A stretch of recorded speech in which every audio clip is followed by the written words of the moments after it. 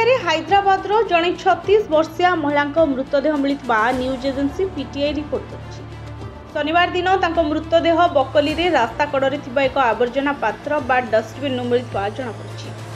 महिला जनक चैतन्य माधाज्ञानी बोली जमापड़ी।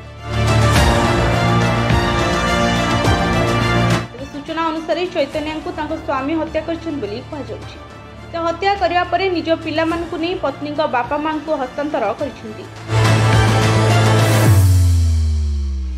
एक विवृत्ति में विक्टोरिया पुलिस कही आज अपराह्न विच्छिन्नांचल निकट बकली रे जड़े मृत व्यक्ति को उद्धार कराई। विवृत्ति में आहरी भी कहुई जड़े पुलिस मृत व्यक्ति को माउंट पोलोक रोड रे मध्याह्न पाई।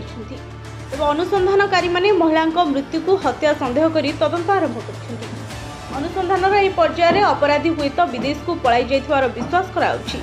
मामला रे एबे सुद्धा काहकु गिरफ्त करा जाय नहीं। Bureau report Bhanjadoot news.